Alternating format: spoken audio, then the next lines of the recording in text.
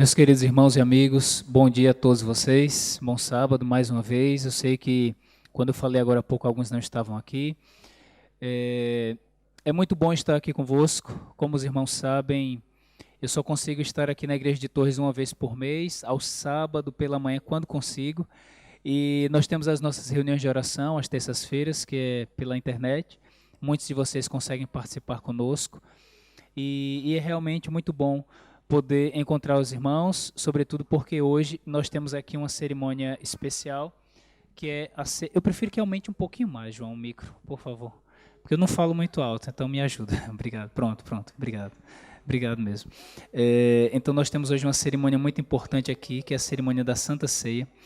Eu quero dizer desde já duas informações aqui muito importantes. A primeira é que todos os que estão aqui conosco hoje, os adultos, quer sejam membros batizados da nossa igreja ou não, vocês estão convidados a participar conosco, tá bem? Todos os que são adultos e hoje estão aqui conosco, são convidados a participar da Santa Ceia, tomar parte nos símbolos sagrados que representam o sacrifício de Cristo por nós e a nossa vontade, nosso desejo de estar realmente numa ligação direta com Ele, buscar o alimento espiritual dele.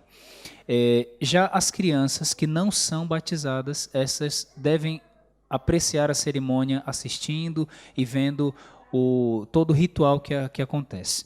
Entretanto, eu e a Juliane, nós preparamos algo especial, tá bem? Então, durante o lava-pés, quando nós sairmos para o lava-pés, as crianças que não são batizadas, os pequenos, poderão ficar conosco aqui no cantinho que usamos para as crianças, tá bem? E nós vamos ter aqui um momento especial convosco. Então, os pais, por favor, direcionem as crianças para cá. Nós vamos, então, ter um momento para dar aqui uma instrução do que é a Santa Ceia e o seu significado, tá bem? Eu quero convidar a todos para que abram a Bíblia comigo em Gálatas. Nós vamos abrir em Gálatas. O nosso tempo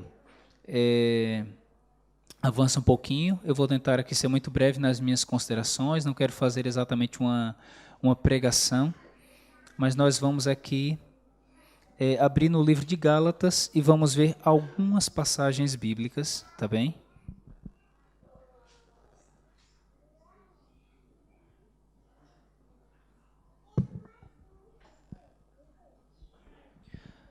Gálatas.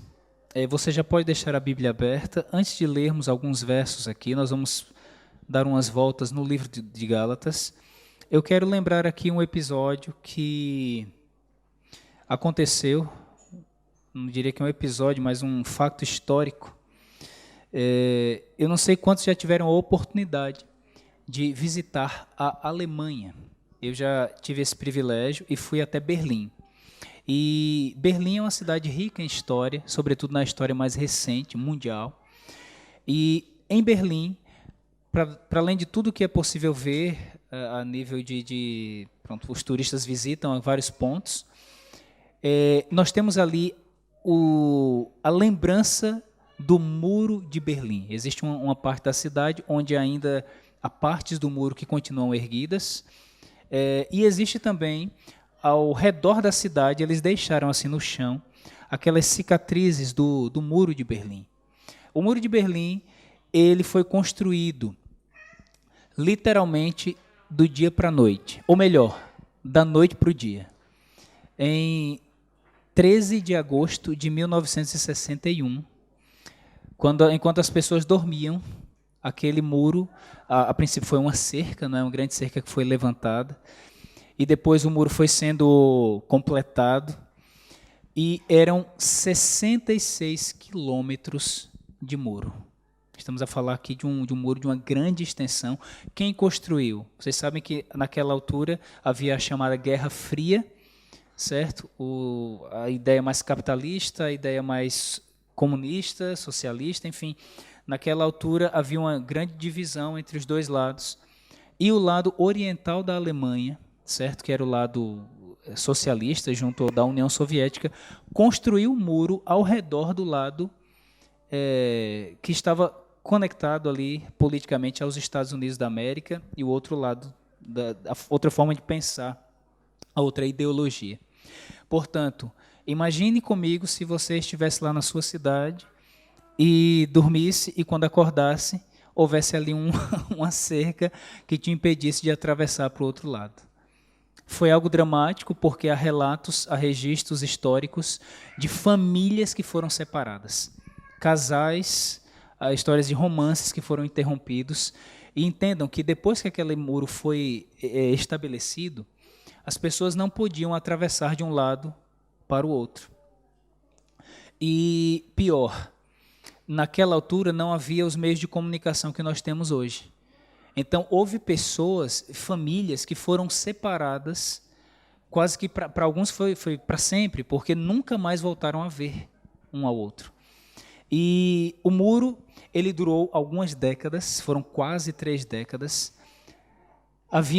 É dito que havia 302 torres de observação, cães ferozes, guardas armados.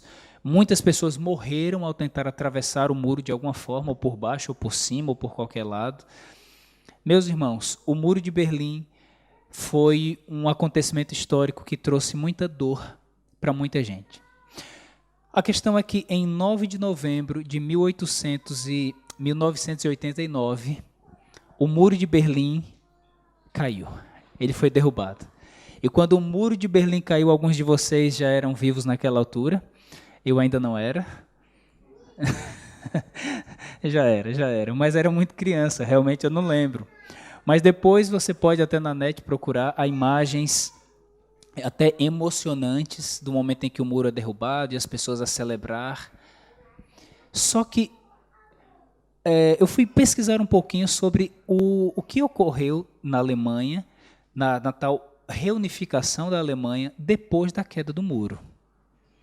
E sabe o que as pessoas dizem? Que o muro físico caiu. Mas é como se ainda houvesse um muro invisível que separava. E alguns dizem que até hoje há uma certa divisão. É como se houvesse ainda um muro que separa as duas Alemanhas. Havia muito preconceito com os que vinham do lado comunista para o lado capitalista e vice-versa. Meus irmãos, por que eu quero utilizar essa ilustração aqui hoje? Eu explico para vocês. Nós somos uma igreja. E eu vou dizer uma coisa para você que é membro, quem não é membro também. Raciocine comigo. Juntar um grupo de 10, 20, 30, 50, 100, 200 pessoas que são completamente diferentes, origens diferentes, no nosso caso aqui até temos pessoas de culturas diferentes, temos pelo menos 4 ou 5 nacionalidades aqui representadas. Então você junta toda essa gente, coloca dentro de um lugar assim, 4 paredes, e diz assim, olha, vocês vão se entender e vão viver super bem juntos. Não parece uma ideia muito fácil, e realmente não é. Estamos a falar de um desafio que vai além das capacidades humanas. Juntar pessoas tão diversas e acreditar que elas irão conviver harmonicamente de maneira fácil é uma tarefa que necessita ou carece de uma força sobrenatural que a torne possível. Por que eu estou a dizer essas coisas? Porque eu acredito que nós aqui somos uma igreja. Neste mês de abril, eu estou a fazer cerimônia de Santa Ceia nas 4 igrejas que eu cuido. E a mensagem que eu estou a apresentar é a mesma nas 4 igrejas. Eu normalmente nem faço isso. Mas eu estou a fazer desta maneira pela seguinte razão. As igrejas, elas são todas iguais. Umas são maiores, outras mais pequenas, mas elas são todas muito parecidas. Eu já passei por quase 60 congregações como pastor. E os problemas que acontecem são sempre muito semelhantes, porque são seres humanos que estão ali. Precisamos aprender a conviver uns com os outros. A igreja é um ambiente extremamente desafiante, já tenho dito. Não escolhemos quem será membro da igreja. Você não escolhe quem vem ou quem vai. Nós não escolhemos, as pessoas simplesmente aparecem e vêm, e nós temos que abraçar e amar. Temos aqui hoje uma família, venham, podem ficar, tá bem? Podem ficar, aqui está de portas abertas. Quer dizer, a porta agora está fechada, mas as portas estão abertas. Todos acham que tem razão nos seus pontos de vista. Esse é um grande problema. Inclusive o pastor acha que tem razão também. Uns são mais estritos em suas ideias, outros têm ideias, às vezes, um pouco mais abrangentes. Poucos cedem quando têm uma ideia. Surgem partidos, aparecem tensões, estouram problemas. Eu tenho acompanhado isso em muitos lugares. Irmãos e amigos, precisamos aprender a conviver com as nossas diferenças. Eu já disse aqui na última vez em que estive aqui em Torres. Nossas diferenças, elas não devem nos afastar, elas devem nos completar. Se fôssemos todos iguais, a igreja não prestaria para nada. A igreja presta porque Deus nos fez diferentes e uniu pessoas diferentes e colocou essas pessoas juntas, desde quando Jesus estabeleceu a igreja, a fim de que possamos avançar com o reino de Deus aqui na terra, em preparação para o reino eterno que logo virá.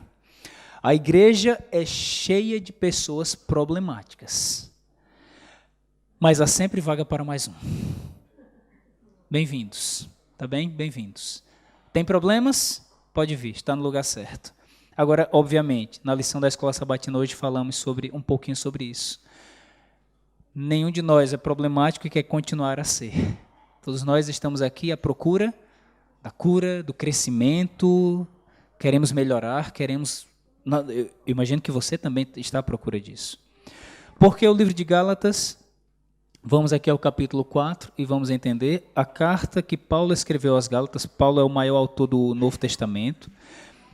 Ele escreveu para uma igreja com a qual, a princípio, ele tinha um relacionamento muito bom. Capítulo 4, do verso 2 ao 15.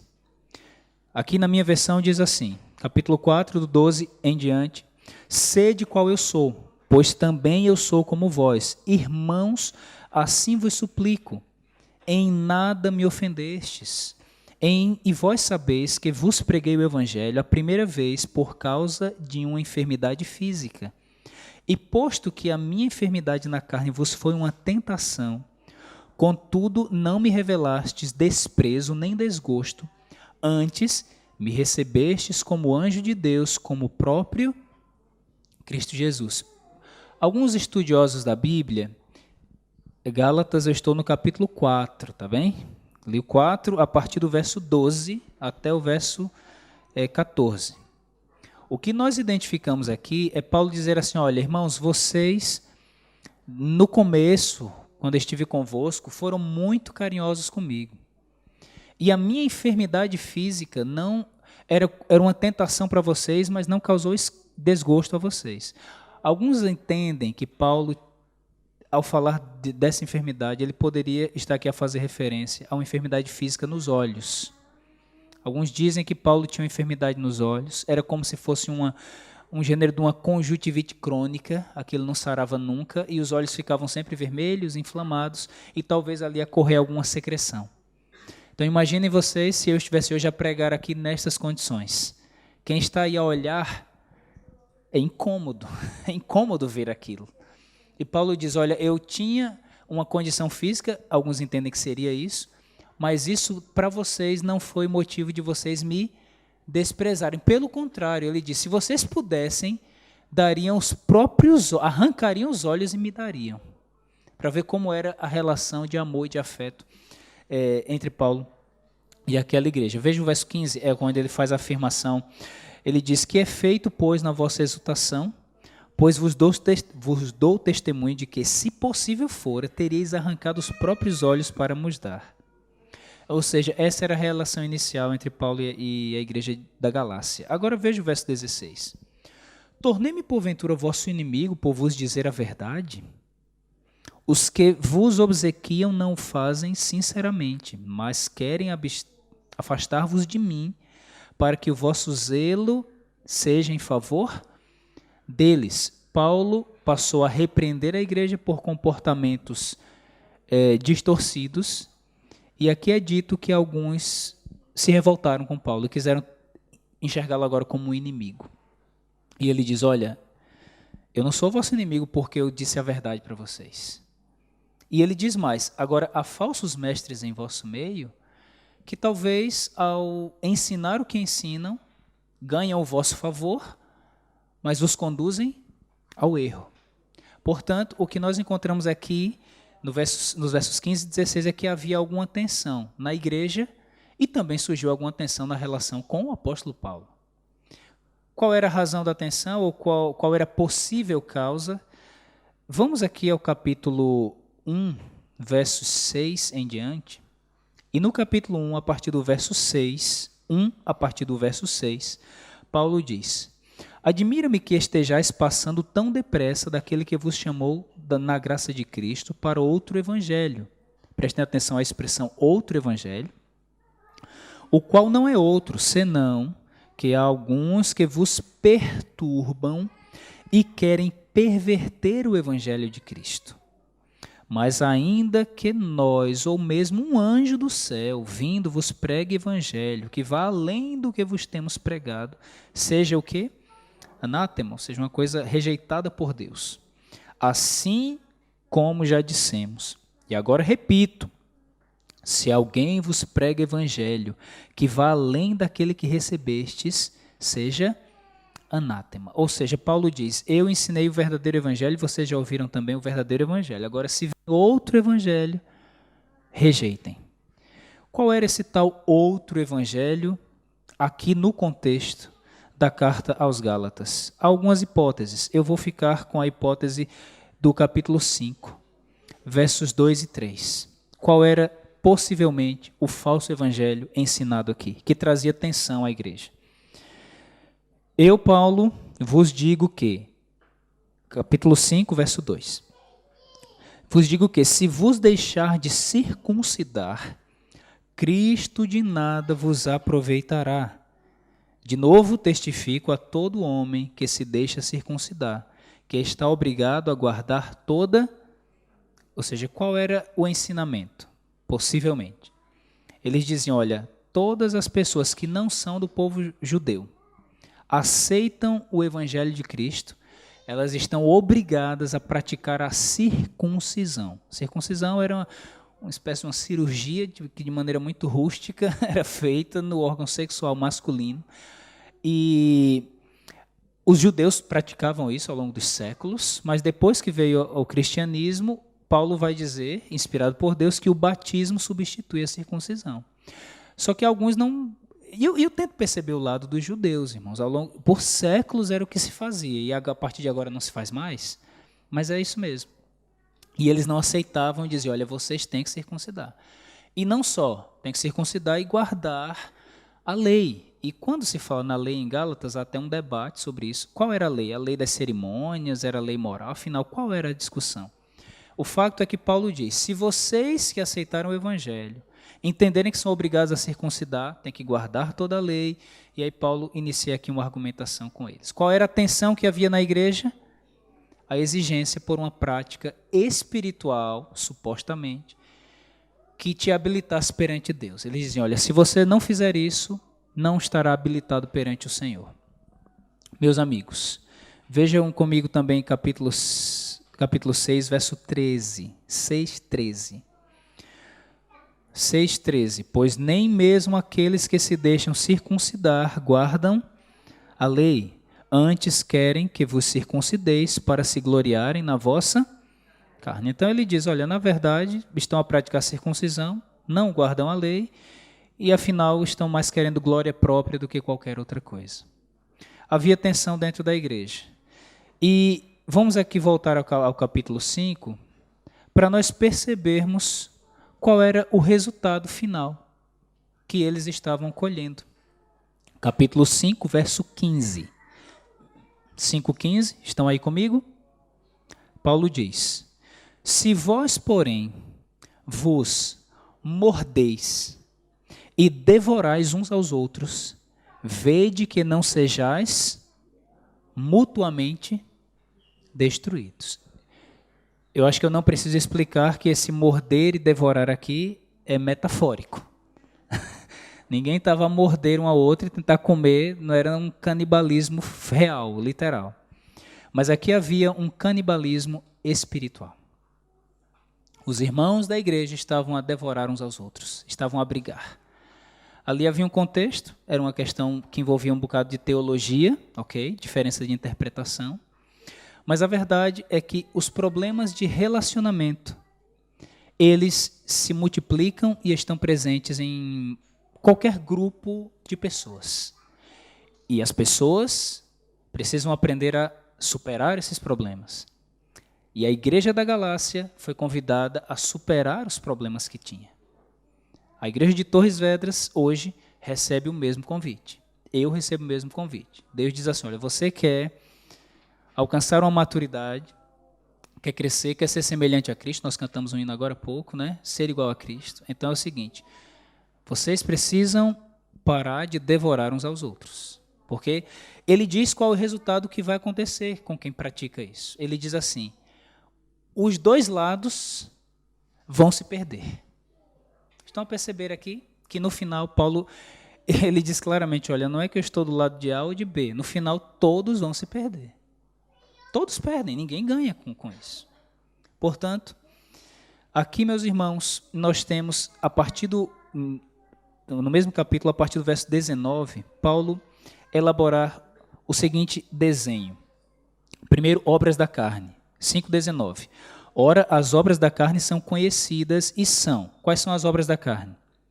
Prostituição, impureza, lascívia. Essas três primeiras têm que ver com moralidade. Quem pratica essas coisas está perdido, não entra no céu. Ponto. Depois, ele continua. Idolatria, feitiçarias. Isso daqui tem que ver com adoração. Idolatria e feitiçaria, relacionado à adoração. Pratica essas coisas, é obra da carne, está perdido. Próximo. Aí agora ele aumenta a lista. E prestem atenção no que ele vai falar na lista.